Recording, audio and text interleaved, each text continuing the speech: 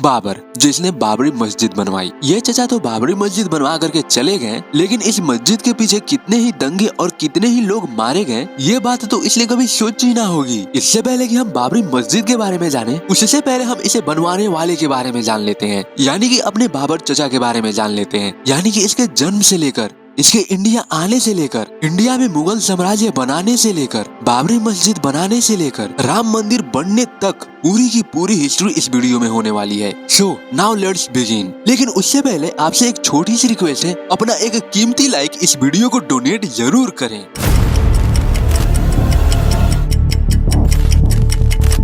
इनका जन्म 1483 को उज्बेकिस्तान के फरगना घाटी के एक गांव अंदीछान में हुआ था। और रही बात बाबर के पिता की, उमर शेख मिर्जा की, तो ये फरगना घाटी का शासक था बाबर। इसका रियल नेम बाबर नहीं था, बल्कि जहीरुद्दीन मोहम्मद था। फरगना के उस वक्त के लोगों को इसका नाम उच्चारण करने नहीं आता था, क्योंकि वो असभ्य और अनपढ़ थे, और यही वजह थी कि इसने अपना नाम बदल करके बाबर रख लिया। जब ये मात्र 12 साल का था तो इसे फरगना घाटी का शासक बना दिया गया। क्यों? क्योंकि जब ये मात्र 12 साल का ही था तब इसके पिता उमर शेख मिर्जा की एक्सीडेंटली मौत हो जाती है, जिसके बाद इसके पिता की गद्दी इसको मिल गई थी। लेकिन उस गद्दी पर ये ज्यादा दिन बैठ नहीं पाया था, क्योंकि अभी ये था तो एक बच्चा ही। इसी बात का इसके चचा जान लोग इसका फायदा उठा लेते हैं, यानी इसे गद्दी से ही क्या, इसे फरगना से भी दूर कर देते हैं। कई सालों तक बाबर अपने सल्तनत से दूर गुमनामी में किसानों के साथ अपनी जिंदगी व्यतीत कर रहा था। लेकिन एक वक्त ऐसा भी आता है कि ये इन किसानों के बीच रहते हुए इसने काफी सारे दोस्त भी बना लिए थे। एक दिन ये इन्हीं दोस्तों के साथ मिलकर के अपने शहर फरगना को वापस लेने के लिए जाता है, बट कोई फायदा नहीं होता। फिर ऐसे ही कई साल बीत जाते हैं। फिर ये 1504 में अफगानिस्तान के काबुल पर हमला करता है। ये जंग जीतने के बाद ये वंधार पर हमला करता है, जो कि अफगानिस्तान में ही है। अब चूंकि इसकी ताकत जो थी पहले से अधिक हो चुकी थी, इसलिए इसने अपने ही देश उज्बेकिस्तान के कई शहरों पर भी हमला करता है, जहाँ ये कहीं पर भी मात नहीं खाई थी। कई सालों तक अलग अलग देशों पर हमला करके हारने और जीतने के बाद फाइनली 1519 में ये अपना रुख इंडिया की तरफ करता है। जब ये उस वक्त भारत आया था तब उस वक्त दिल्ली सल्तनत का अंतिम सुल्तान इब्राहिम लोदी था। बाबर ने इब्राहिम लोदी को दिल्ली की गद्दी से हटाने के लिए 1519 से 1526 ईस्वी तक इब्राहिम को हराने के लिए लगातार 5 बार हमले किए, और फाइनली 1526 ईस्वी में दिल्ली की गद्दी बाबर के हाथों आ जाती है। जिसके बाद उसने खुद को सेफ करने के लिए दिल्ली के आसपास के कई इलाकों पर आक्रमण करके उन्हें भी अपने अधीन कर लेता है। जैसे 1526 में दिल्ली की गद्दी को हासिल करने के तुरंत बाद ही 1527 में खानवा पर हमला करता है, जो कि उत्तर प्रदेश में है। फिर 1528 में चंदेरी और 1529 में खग्गर को अपने अधीन कर लेता है। जिसके बाद 1527 में ही चित्तौड़गढ़ के सिकरी में, जो ऑब्वियसली राजस्थान में है, उस वक्त वहाँ का हिंदू राजा राणा संग्राम सिंह था। बाबर उसे भी हरा करके चित्तौड़गढ़ को अपने अधीन कर लेता है। फिर ये मध्य प्रदेश पर भी हमला करता है। यहाँ पर भी इसने मात नहीं खाई, और समकालीन तारीख बाबरी के अनुसार बाबर के सेना ने मध्य प्रदेश के सिकरी में बहुत सारे हिंदू मंदिरों को ध्वस्त किया था। यही वो वक्त था जहाँ से मुगल साम्राज्य स्थापित हुआ था।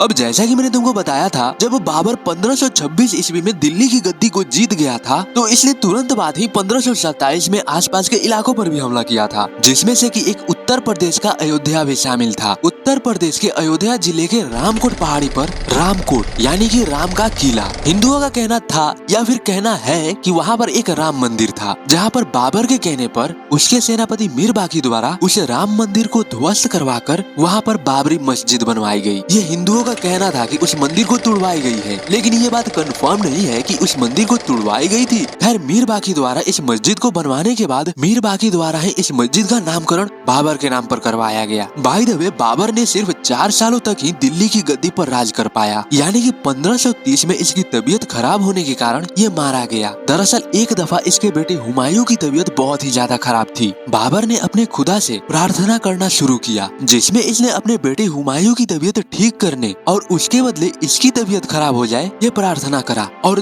तब से इसकी तबीयत खराब रहने लगी, और मात्र 47 वर्ष की उम्र में 26 दिसंबर 1530 को इसका निधन हो गया।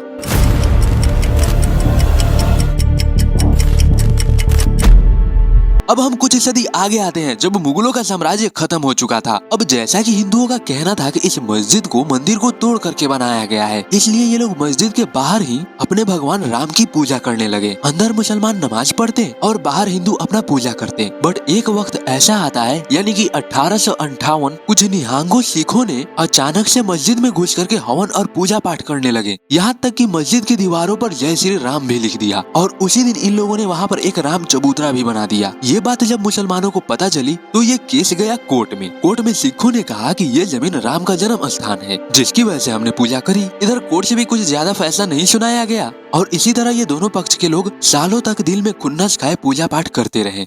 साल था 22 दिसंबर 1949। इस दिन कुछ हिंदू वर्ग के लोग दावा करने लगे कि रात को मस्जिद के बीचों बीच एक अदैवीय रोशनी प्रकट हुई, जिसके तुरंत बाद ही वहाँ पर चमत्कारिक रूप से भगवान श्री राम की मूर्ति प्रकट हो गई। जबकि मुस्लिम वर्ग के लोगों का कहना था कि ये मूर्ति तस्करी करके यहाँ पर रखी गई है। यहाँ तक कि इन लोगों ने उस व्यक्ति की पहचान भी बताई जिसने उस मूर्ति को मस्जिद के अंदर रखा, जिसकी पहचान स्थानीय साधु बाबा अभी रामदास के रूप में हुई। इतना सब सुनने के बाद भी कोर्ट का फैसला ये आया कि इस मस्जिद को ही बंद कर दिया जाए। अब तो मस्जिद ही बंद हो चुकी थी जिसके अंदर मूर्ति थी। इस फैसले से ये दोनों पक्ष सहमत नहीं थे। हिंदू वर्ग के लोग तो चाहते थे कि ये मस्जिद के अंदर जाकर उस मूर्ति की पूजा करें, जबकि मुस्लिम वर्ग के लोग ये चाहते थे कि उस मूर्ति को हटा दिया जाए, तभी तो वो नमाज पढ़ पाएंगे। अब वहाँ पर मूर्ति आ चुकी थी तो अब ये लोग नमाज भी नहीं पढ़ सकते थे, इसलिए मुस्लिम वर्ग के लोगों का मस्जिद में आना जाना अब बहुत कम हो गया था। जबकि हिंदू वर्ग के लोग अभी भी वहाँ पर अपना पूजा पाठ करते। लेकिन ऐसा कब तक चलता? हिंदू वर्ग के लोग अंदर जाकर के पूजा करना चाहते थे, इसलिए दोनों पक्षों के लोग कोर्ट में अपने अपने सपोर्ट के लिए इस पर सुनवाई करने को लेकर 3 बार केस किया। 2 बार हिंदुओं के द्वारा केस किया गया और 1 बार मुसलमानों के द्वारा। लेकिन कोर्ट ने हिंदुओं के पक्ष में ही अपना फैसला सुनाया। कोर्ट का फैसला था कि मस्जिद का वो द्वार खोल दिया जाएगा जहाँ मूर्ति प्रकट हुई थी और वहीं पर हिंदू वर्ग के लोग अपना पूजा पाठ करेंगे, जबकि मुस्लिम वर्ग के लोगों को वहीं बगल में नमाज पढ़ने का आदेश दिया गया। इस फैसले की वजह से कुछ मुस्लिम जो मस्जिद में नमाज पढ़ने के लिए जाते थे, अब उनका भी आना जाना बहुत कम हो गया। और हाँ, एक बात और बताते चलूं कि कोर्ट में ये भी फैसला सुनाया गया था कि मस्जिद को बिना कोई नुकसान पहुंचाए हिंदू वर्ग के लोग अपनी पूजा पाठ करेंगे। बट